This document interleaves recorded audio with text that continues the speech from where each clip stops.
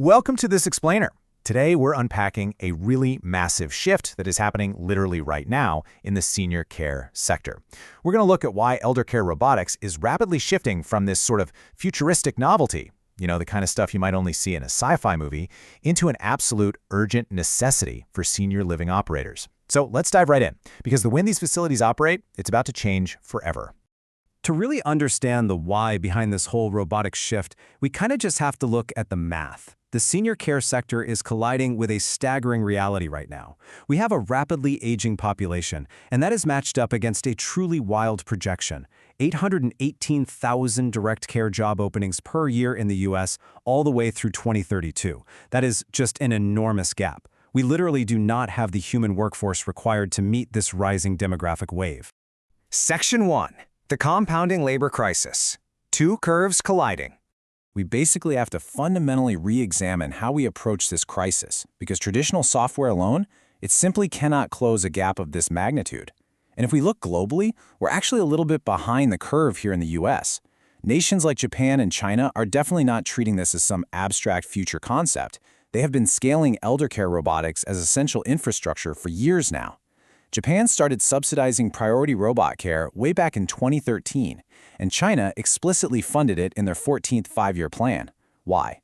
Because by 2030, China's 65 and over population is going to exceed 300 million people. In markets where the labor crunch hit early, robotics stopped being a fun futurism conversation and became a practical reality really fast. Moving on to Section 2, meet the elder care robots, the embodied machines.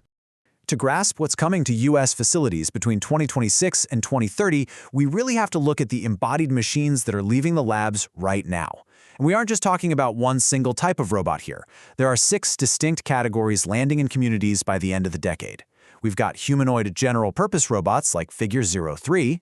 We've got spatial computing using headsets like the MetaQuest 3 for reminiscence therapy.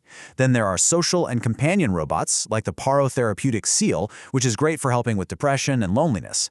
We also have mobility and rehab exoskeletons to assist with resident transfers, which, by the way, is a leading cause of caregiver injury. Ambient sensing provides contactless monitoring, and finally, service and logistics robots run the dining delivery and handle the laundry. Each of these categories tackles a very specific workflow and operates on its own unique cost curve. Now, I know exactly what you're probably thinking. This sounds absolutely incredibly expensive. But let's actually look at the numbers for a second. For humanoids specifically, analysts are projecting a cost of roughly $30 to $60 per licensed bed per month at scale. Just think about that.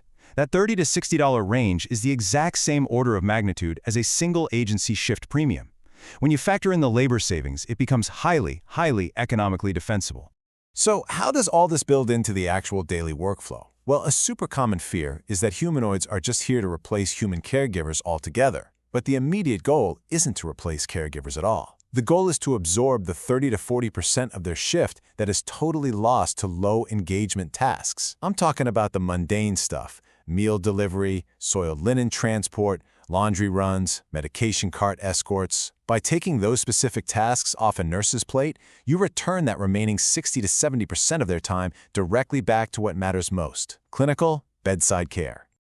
All right, Section 3. The data ingestion paradigm, the real value stream.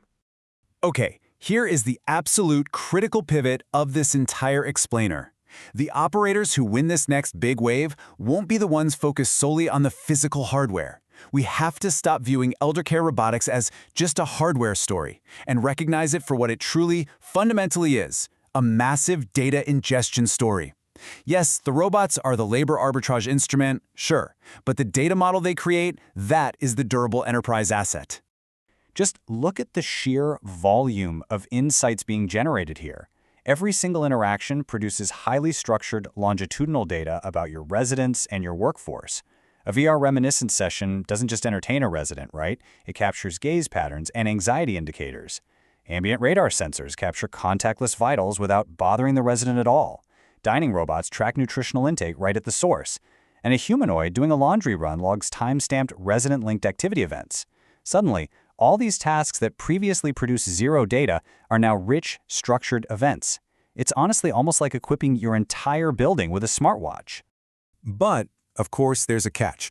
The problem is that current, incumbent software platforms treat all this amazing data as an afterthought. Most legacy software stacks out there have no published roadmap to handle this massive robotics ingestion wave. If you treat a VR headset as just, a calendar amenity, all that incredible clinical data just dies in the headset, or it gets lost in fragmented flat files, meaning endless spreadsheets and isolated documents that simply don't talk to each other. And this is exactly why a unified operating layer, what we call SeniorCRE, is so essential. It's specifically designed to aggregate all these diverse robotic signals, from the radar alert down to the dining robot delivery ping, and funnel them into one single operational data model. It places all of this into a trusted, centralized resident record, with append-only audit logs. You aren't just dropping robots into a hallway, you are building an intelligent, fully connected ecosystem. Which leads us to Section 4. 4 contractable business outcomes. The real ROI. When you actually manage to successfully funnel all that robotic event data into one operational model, it drives the specific financial and clinical outcomes that a modern healthcare buyer demands. First, you get cleaner claims. Things like ambient vitals and fall detection produce audit-grade documentation that easily survives denial reviews. Second, you get actual clinician hours returned. Third, a measurable occupancy lift. I mean, think about it. When families tour a facility and see companion robots and spatial computing, it signals that their loved one is not going to be ignored, and that directly drives up conversion rates. And fourth, audit-grade survey readiness. Every single robot interaction has an immutable timestamp, giving you the exact, perfect defense that surveyors ask for. Let's actually quantify that second outcome for a second. By implementing a coordinated robotics layer, facilities can return 1.5 to 3 caregiver hours per resident per week by 2028. By giving this crucial time back, operators can finally enforce moral injury and workload safety thresholds. You can rebalance the floor before a caregiver completely burns out, which drastically reduces those massive, margin-killing turnover costs. Section 5. Governance in the future. The lines that do not move. Naturally, placing autonomous machines into highly vulnerable elder care environments introduces some pretty unique failure modes, and that requires strict, absolutely non-negotiable boundaries. This quote encapsulates it perfectly. No robot signs the MAR. That's the medication administration record. We must maintain clinical empathy and accountability at all costs. A robot might have the advanced computer vision to observe a fall risk, or maybe prompt a medication reminder, but a human clinician always makes the final care plan decision. SeniorCRE enforces these crucial governance lines directly at the data layer. You absolutely must have a human in the loop for every clinical decision. You must ensure a dignity-first deployment, meaning, for example, we use ambient radar sensors in a bedroom instead of a camera.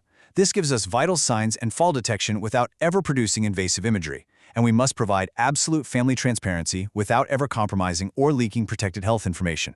The family gets engagement and wellness indicators, sure, but not raw, private clinical notes.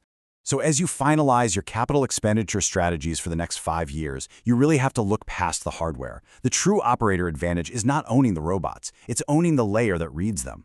So I'll leave you with this to consider.